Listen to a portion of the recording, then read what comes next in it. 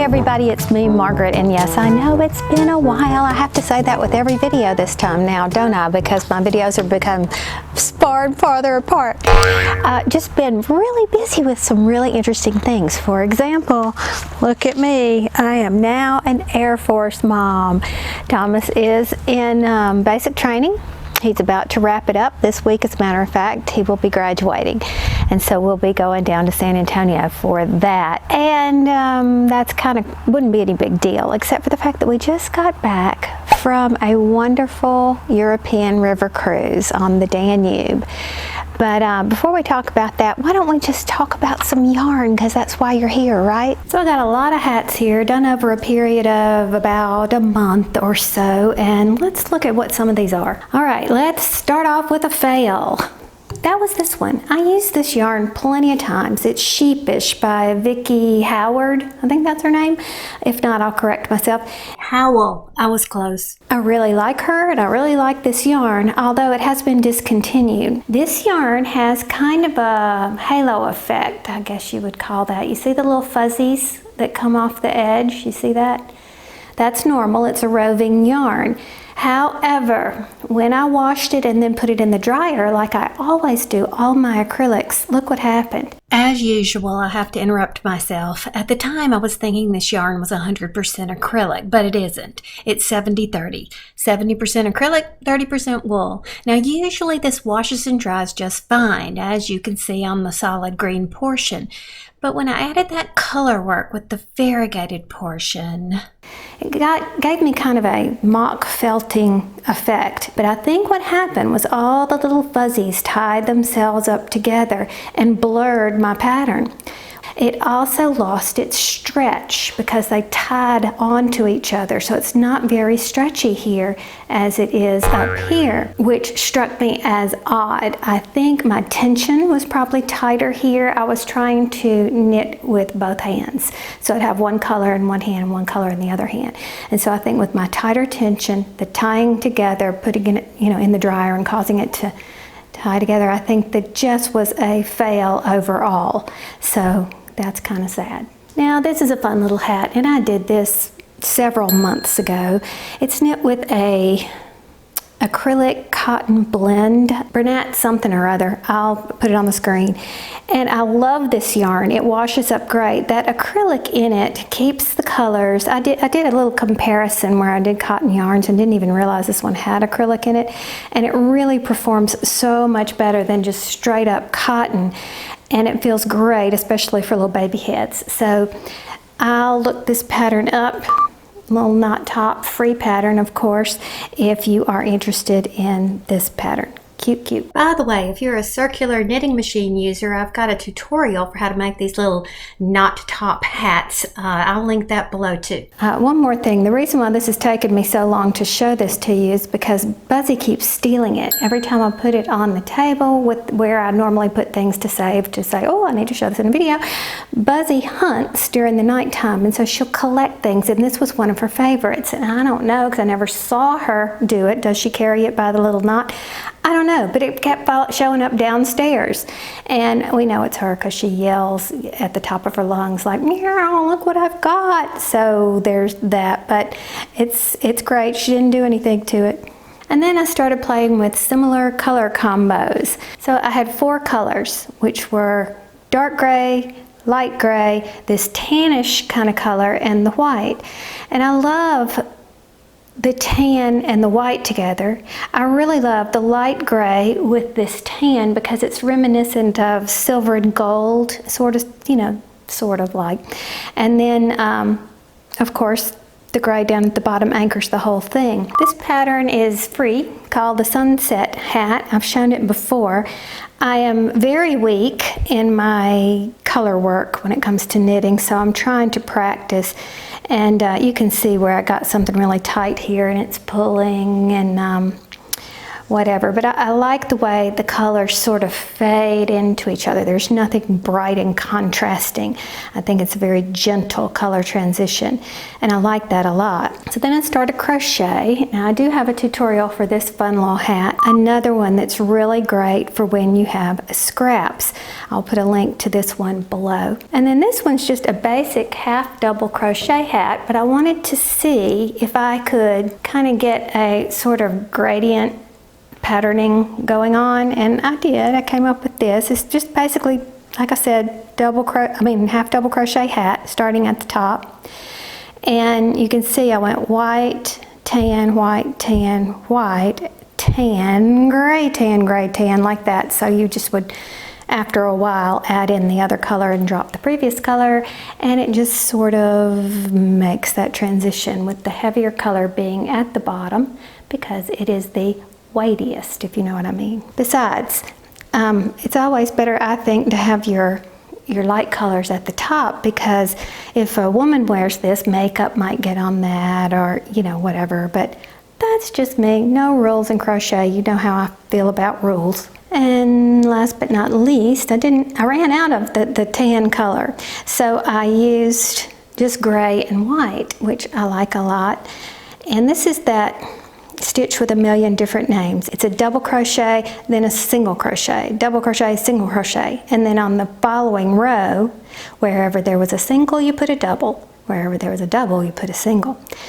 And then right here, I just did it in the back loop when I got to that particular row, so that the top of it would fall forward and give me a little line right there. And picked it up on the bottom. So that's a cool hat. And these are the bases of some nutcracker hats. I just happened to find these in a container one day, and I've just got to make their little face parts. It is a pattern by Repeat Crafter Me, free pattern by Repeat Crafter Me. And so I will link that in the description box below too, but I do need to finish them. And then there's this pattern. I like the way the top did. I thought that was really cool, but mine doesn't look nearly as good as the one in the pattern. So again, I have to practice. Or maybe I have learned with knitting, a better yarn always makes my stitches look better. So this is just a cheap acrylic. I think it is Hirschner's Worsted 8, which is not my favorite to knit with, that's for sure. It has been washed and dried. I think I need to try this pattern in a better yarn. I also did it in this black, which happens to be Just Yarn. It was that Dollar Tree yarn. It washes up so nicely, this stuff does. Dollar Tree. Can you see that line right there? That is supposed to be purl two together in the back loop. And she says if you don't know how to do that, regular purl two together is fine and it won't make any difference. Well, it's not so fine for me. I can see, let me trade. You see the line? It's just not so fine for me. I either wasn't, I think my pearls are probably looser than most people's pearls too. I need to work on that as well. But I also probably should learn the technique of purl two together through the back loop. I couldn't figure out how to do that to save my life. And of course, I didn't take the time to look it up. And this was the Hirschner's Worsted 8. And this was the one called Just Yarn from the Dollar Tree, which I love. And just in case you're not familiar with it, Just Yarn is actually a Premier product, and I love Premier. My new favorite acrylic is this Premier Basics. It's only $3.79 for this 200 gram 7-ounce skein, which is awesome. But back to this Just Yarn, even on the Premier website, you can buy it for just $1. So that's worth noting. However, if you pop over here to dollartree.com, and I know that not all Dollar Trees will carry this or all the colors or whatever, you'll see it right here. This is the black yarn, the black worsted that I used, and they will allow you to buy it per unit instead of the case. But you have to note that the minimum is 6 units, so that's $6. And let's see, it's a 60 gram ball. So I don't know if I tend to use grams when I talk about yarn. It's 2.11 ounces, or here you go, 131 yards, 120 meters. So that's a good price for a great yarn. Looking back, you can see that they have the colors listed individually. So keep that in mind. Now I also noticed here at the site is they carry something called this Just Chenille. Now it appears to be only gray that they carry, and you have to order it. Whoops. You have to order it by the case, which is $12 per case. So they're not making you have that huge $120 per case as you did for the regular worsted. And like I said, it seems to be only the gray color. I don't see anything else here, and I don't see it on the Premier website either. Other Just yarns would be the tweed, and they do carry this one in a variety of colors, and again, $12 per case. And here you can see it's all by individual colors. But note that there is also a Just cotton. See right here? And again, in different colors. I have not used this cotton. It looks to me to be something very similar to Lily's Sugar and Cream or whatever those are. So I'm not sure it's anything to rave about, but it's there for $1. Oh wait, let's see how much it is. 104 yards. And again, 60 grams. And you can see that it's cotton and polyester. So that's good. That means it won't fade as much. But there you go. Dollar Tree also has this Crafter's Square acrylic yarn. I feel like I bought some of this before, but it's not standing out in my mind one way or the other. I don't know who makes this. By Crafter's Square. Where's the label? Let's look at that. Yeah, so I don't know what yarn company makes that. So if you've used the Crafter's Square, let me know in the comment section if you like that. Like I said, I thought I bought some, but I don't remember using it. And as I pointed out, they have all the colors listed individually, but you can see that they do have some marled for the cotton. You'll just have to look through it. There's only 2 pages, and I just did a search with the word yarn just to see what was available at Dollar Tree. And they gave me some nylon here as well, so if that's something that interests you, it is there. But there you go. And then there's this one. Now first let me say, this was made with that Just yarn from the Dollar Tree. It's a wonderful acrylic. It washes great. You can see how flimsy and soft and squishy it is. I really love it. So you would look at it at first glance and say, oh look, that's just a basic camel stitch hat. And camel stitch is often known as half double crochet through the 3rd loop, because you actually go to the back of the stitch and you'll see a hump. Get it? Camel stitch. At least that's why I think it's called camel stitch. I don't know, but it made sense in my head. But you can see if you look at the top that it's not the same thing. Now typically when you get stripes like this, you have to seam them. You can't do them in the round. And anybody who knows me knows I can't stand a seam, and I'm going to avoid it at all costs. So you see no seam across the back here. And that's because I started my 2 colors right here.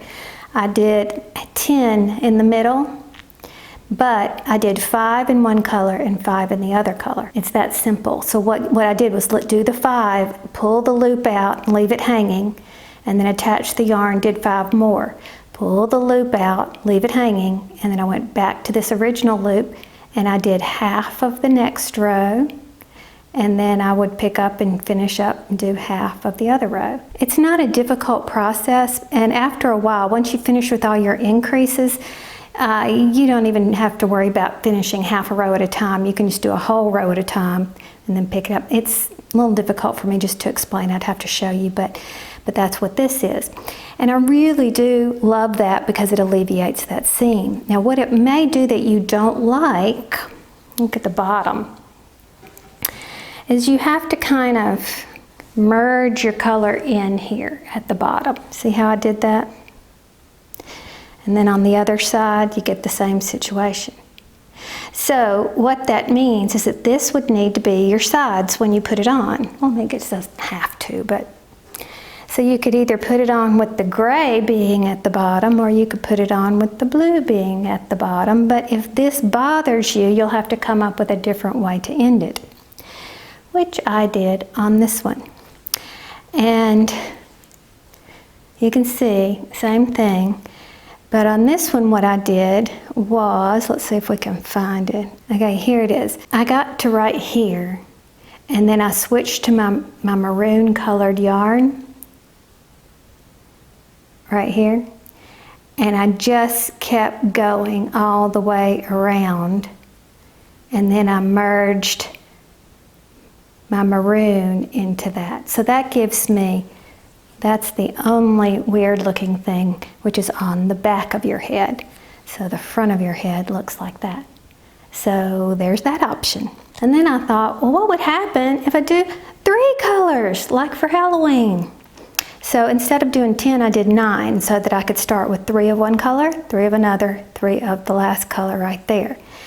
And then I did the typical ending where you actually have 3 colors that merge into one another like that. So I mean, I could still go back and put, say, another black around it there if I wanted to, but that doesn't really bother me. But if it does, you know that that's an option. So I'm looking through my stash and I come up with this variegated yarn, which I just always want to buy it, and I don't ever like using it alone. I use it as a supplement or a second color or featured color. I don't know how to describe it because I don't like it. For instance, in crochet, to me, it always just looks so cluttered. Then you have, I have made right here a little swatch with what it looks like in knitting.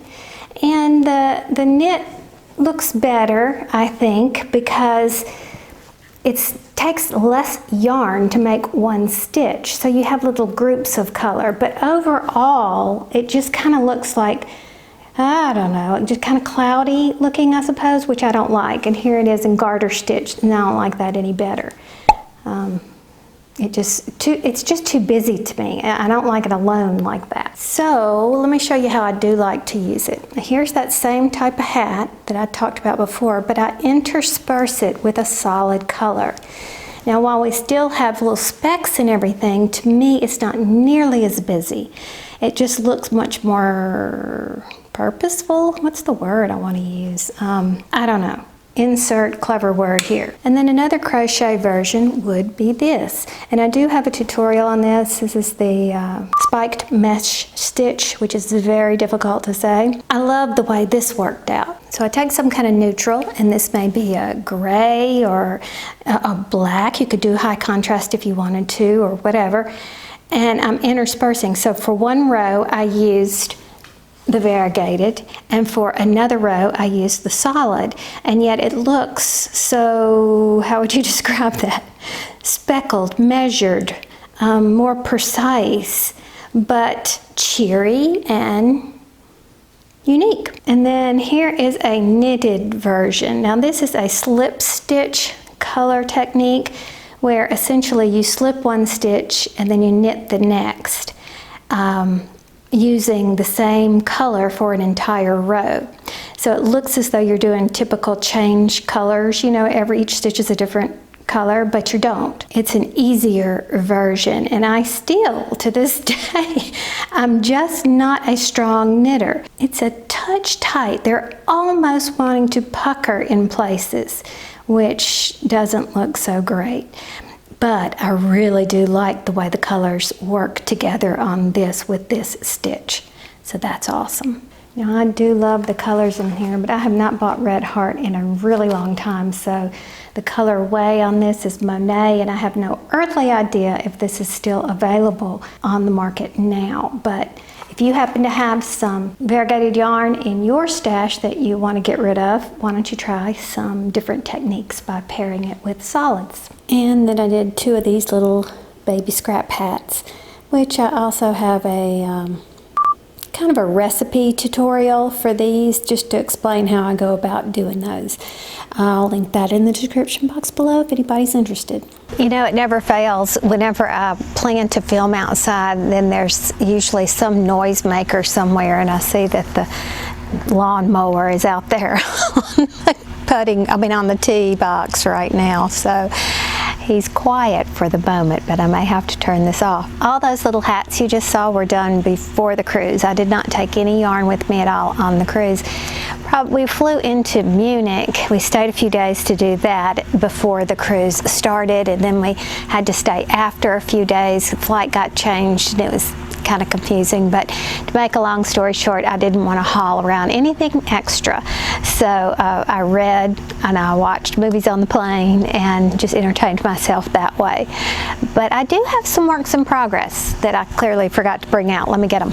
I decided not to take it out there. You could see better here anyway. So this is a work in progress, and basically what it is number 4 worsted wool or yarn with a very small crochet hook. This is a D, which is a 3.5 millimeter. And why did I choose to do that? Because I really like small stitches best. It occurred to me, I have so much acrylic, you know, how small of a hook can I use and still get a comfortable stitch? And I can use a D, and I really like that. Now let's compare these stitches. Here's a simple one that I did with I think this was a 5 millimeter hook. And you can see it's looser, their stitches are taller, and then of course when you use a smaller hook, you get a tighter and denser fabric as well, because you're cramming a lot of bulk into a small amount of space. But I thought this came out really cute. It's just a basic hat, and I really want to put palms on them. I know some people don't like palms, but I think they add something to it. And then look how cute this one turned out. It was, is that a double crochet I think I did back? I did this before I left, so I don't even remember. In the back loop, so that it made these lines, and then that is, clearly I didn't remember, I had to go look it up. It's a star stitch in the round. So it doesn't look exactly like a star, but it's a really interesting texture. I like the shape of it. So I'll try to link that below if I can find it. Now here's a knitting project, and I really like this stitch. And of course I can't remember the name of it right now, so I'll have to look it up. Well, funnily enough, it doesn't have a name. It's just referred to as a knitted pattern. Now there is a video tutorial. It's down at the bottom of the page I'm going to link. And it's done flat, so I actually had to convert it to in the round. And it's not difficult. There's only 2 rows, and you'll see how that can be done. So there you go. It's very, very dense. It's I mean, you see, it's got holes if you stretch it out. Can you see that? But it's very thick. If you feel, you know, if you squish it, it's just lots of yarn into each stitch. I'll look this up and put it in the description box below because this is awesome. Now, I learned how to make the stitch, and now I'm turning it into a hat, so I'm trying to figure out the decreases up here. So I've got to remember what I did, because of course I didn't write that down before I left on my trip. So I will pick it up from there and we'll see. But that is awesome. I really like this. Now, since it's been a while, you would think that maybe I would have done more yarn projects, but I actually got very, very busy making mail for Thomas. Now, he was gone for weeks, and we only got limited phone calls. Limited mail, actually, because he had limited time to write. And I wanted to make sure that he had something every day for me to open. So I was creating mail. Now this is something I used to do a lot when the kids went to camp. Tyler and Maggie said, Mom always sent the best mail. Maybe interactive kind of things, you know, flaps you can move, cards. I used my silhouette to make a bunch of cards. I found jokes. I mean, I could go on and on with the different things that I would create. Every day I would find something different to send him. And of course your regular stuff like sports scores and all that he was missing while he was gone. So it literally took up hours of my time every day because not only was I crafting for the next day or creating for the next day, but I was also trying to do 2 weeks worth for when I was going to be out of town. Remember that this cruise was not planned for this time, and then once we got the go-ahead that, you know, we were going to go on the cruise, then we get the ship date for Thomas to be at BMT. So had it fallen on his graduation, we wouldn't have gotten to go on the cruise at all, because I certainly would not have missed his graduation. So luckily that all worked out for us. So Maggie was keeping Bentley for me, and we had the neighbors keeping the cats. And so when I took Bentley down to Maggie's house, I had a little sack of mail, and she was to mail one piece every day for Thomas from me. Now, of course, she was mailing or whatever, but Mom needed to have the mail done. So that took up all of my crafting time, because, you know, I do have a life. I do other things besides sit around and craft. And speaking of which, something that I was doing a lot before we left was working out and trying to stay fit. And every Friday we have a farmer's market up at the top of the neighborhood, and so I would ride my bike up there, and one day I came home with just so much goodness that I had to film it. So I just rode my bike 2 miles uphill, it's a slow incline, to the farmer's market, and then of course it was much easier coming down. So let's look at all these goodies that I bought. Now here's the problem with going to the farmer's market, that I can't remember what everything is named. This is a new thing I've never tried before. It's called lemon spinach, and he broke off a piece and let me taste it. And it's almost like spinach that someone has lightly sprinkled some lemon on, and it was so fresh and so wonderful. But he said you can use this to put on fish or meat of any kind, I imagine. But I'm going to put it on a salad just because I think it's so awesome. And then this was something from the squash family. Now, the reason there's only half of it is because I ran over to my neighbor's. I gave her some of this stuff because she had never heard of it either. And I can't remember what it's called. It's a member of the squash family, and it's somewhere between a zucchini and a yellow squash. Very light feeling on the inside, and it's almost sweet. You can eat it raw, and so we tasted it right there in her kitchen, and it's almost sweet tasting. I don't know how to describe it, but delicious. So I'm fixing to make myself a salad with that. I also got some fresh green beans, and what was this?